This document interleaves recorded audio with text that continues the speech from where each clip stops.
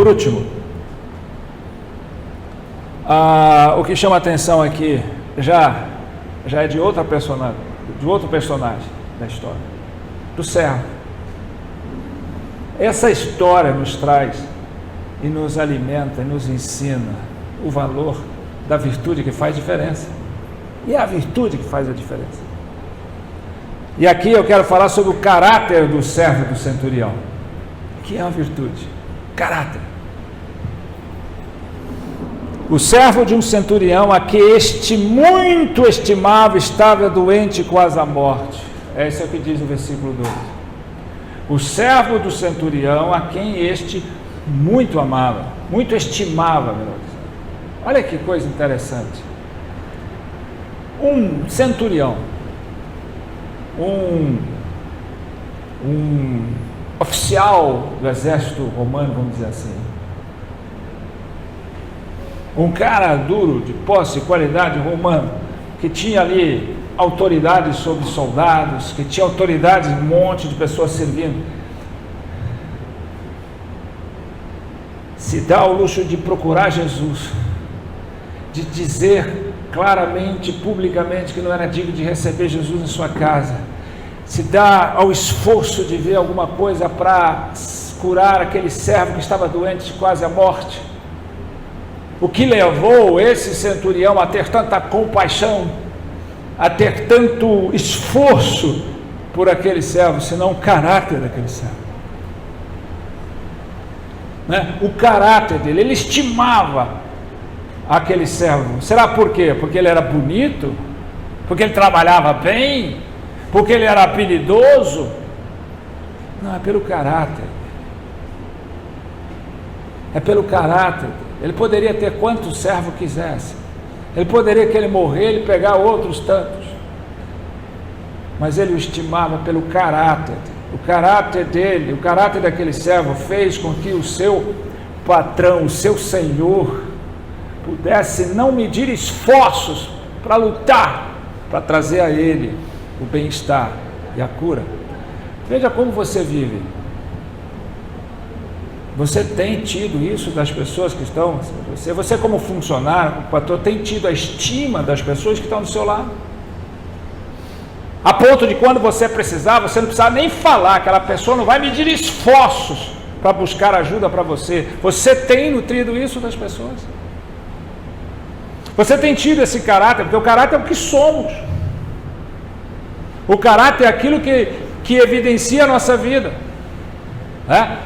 A honestidade, ela é uma questão de formação educacional, mas a integridade é uma questão de caráter.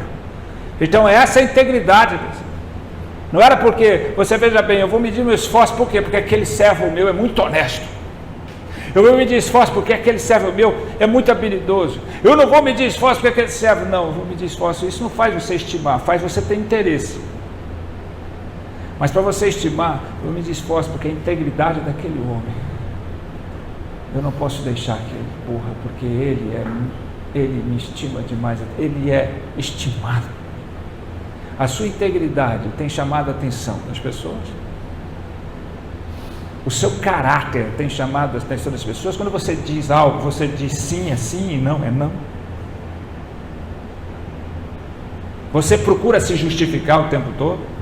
Você tem dito as coisas que devem ser ditas. Você tem vivido a verdade na sua vida. Você tem se postado a ponto de chegar na sua casa, perguntar para a sua esposa, para os seus filhos, ou para o seu esposo e para os seus filhos, o que é que você me diz dessa pessoa? E eles serem os primeiros a falar: esse é o exemplo da minha vida. Exemplo de integridade, exemplo de caráter, a sua verdade, a sua forma, a sua simplicidade, a sua integridade, a sua honestidade, a sua postura ela é incorruptível, ela é destacada. O que você está vivendo para isso? Lembra daquela mulher viúva que estava endividada? Era viúva, pobre, miseravelmente pobre, endividada e ameaçada pelos credores do marido que morreu, de levar os seus filhos como pagamento de sua dívida. E ela chegou diante do profeta, e pediu o profeta que fizesse alguma coisa por ela. O profeta falou: o que você tem em casa? Ela falou: não tenho nada, só me resta agora uma botijinha, uma pequena botija de azeite. Ela falou: pega aqueles azeites, vá, pega com seus filhos e pede aos vizinhos seus latas vazias, todas que você precisar, não poucas, muitas, o quanto você puder, e vai enchendo as latas. E a hora que encher, você vai ver o milagre de Deus. E foi isso que ela fez. Os filhos foram buscar nos vizinhos e encheram, até que acabou a lata. E foi toda, ia pondo e ia enchendo as latas de azeite. Aí acabou as latas, acabou de parar o azeite. Mas aí ela foi para o profeta e falou: acabou. Ele falou: agora você vende uma parte desse azeite, paga as dívidas e o resto vive bem com seus filhos. Agora, a questão é a seguinte: você tem estima dos seus vizinhos, das pessoas que te cercam? Você tem a moral com essas pessoas? Você é estimado por essas pessoas para que você bata na porta e fale: eu preciso de latas, e elas te entreguem? Você tem certeza disso?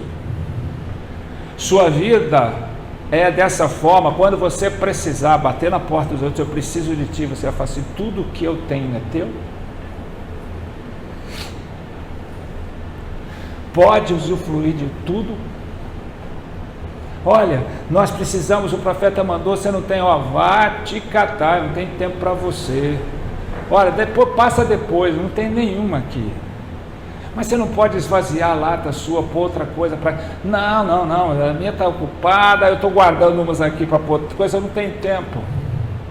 Você acha que você encontrará, você é estimado pelas pessoas que te cercam, no sentido de integridade, tá? Não é no sentido só afetuoso, não. Essa coisinha de, fulano gosta de mim, o outro não gosta de mim. Estou falando de integridade, a ponto de você bater e as pessoas disserem: para você, eu não meço esforço para te dar o que você precisa. Isso é virtude. O nosso caráter faz com que as pessoas nos estimem pelo caráter, e não se eu sou bonzinho, se eu lhe prestei algum serviço, se eu ajudei. Não, você é uma pessoa de caráter. Você, eu creio, o seu caráter é estimável, e quanto que você precisa. Às vezes você está pensando assim: não, mas lá está vazia. Leva para o contexto mais profundo. Às vezes você vai precisar de algo que parece insignificante, que parece nada.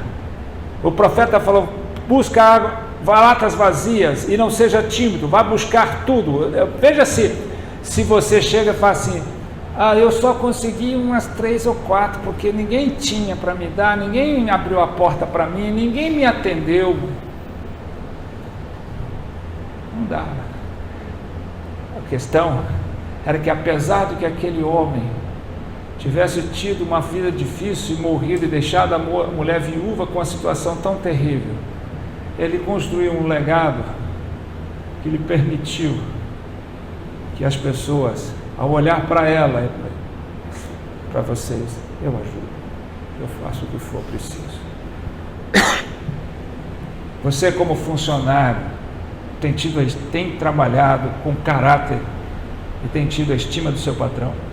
Você, como patrão, tem exercido com caráter e dignidade a sua condição de patrão, para que os seus funcionários tenham estima por você, pelo seu caráter?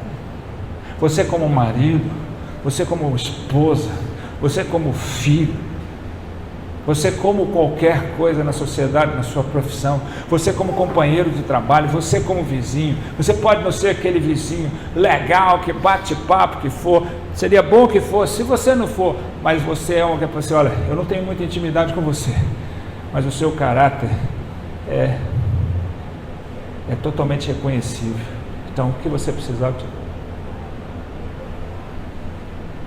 Veja que essa é a virtude. Essa é a virtude, a primeira bondade, a bondade que vem de Deus, a capacidade de fazer algo pelos outros, não por interesse próprio, mas fazer algo para pessoas que não poderiam retribuir. Uma bondade que não vem dele, mas vem de Deus. né? A segunda, a humildade, a capacidade de reconhecer a sua indignidade diante de Deus. Você pode ser o crente que for, e quanto mais você cresce como crente, menos você se considera digno de Cristo. Nós vamos celebrar a ceia do Senhor, e quem pode se considerar digno disso? Quem tem autoridade aqui para dizer que é digno do sangue de Jesus derramado na cruz? Nós não somos dignos nem de recebê-lo em nossa casa. Nós não somos dignos da sua graça. Nós não somos dignos do seu amor. Nós não somos dignos da sua misericórdia. Pare com esse orgulho besta, impróprio, de achar que você é digno de alguma coisa. Você e eu, nós somos pobres, cegos, nus, nós somos miseráveis. Se há alguma coisa boa em nós, aquilo que vem de Deus, não somos dignos do que Jesus fez por nós.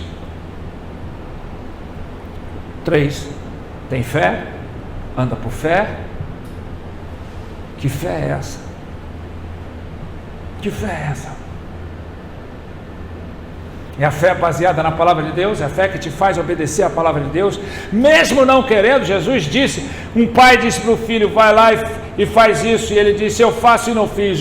Aí ele chamou o outro filho, vai lá e faz. Ele disse, eu não faço, mas vou lá e fez. Qual saiu justificado? Aquele que mesmo não querendo fazer, obedeceu. E não aquele que ficou falando, cheio de coisa que ia fazer e não fez. Você tem sua fé descansando na palavra de Deus e nas suas promessas. Você pode fazer diferença no mundo. Se você tem essa humildade, essa virtude, como traço dessa virtude, a humildade, a bondade e essa fé, e você tem esse caráter como capaz de fazer com que alguém que é distante de você, alguém que aparentemente não te deve nada e não se importaria com você, ter estima por você, a ponto de não medir esforços para lutar por seu bem-estar. Você tem essa virtude, é essa que faz a diferença. Então, a nossa moralidade nos torna diferentes, sim. A nossa moralidade nos faz separados do mundo, e tem que nos fazer. Mas é a virtude de Cristo em nós que faz com que nós possamos fazer diferença nesse mundo. E é nosso dever fazer diferença.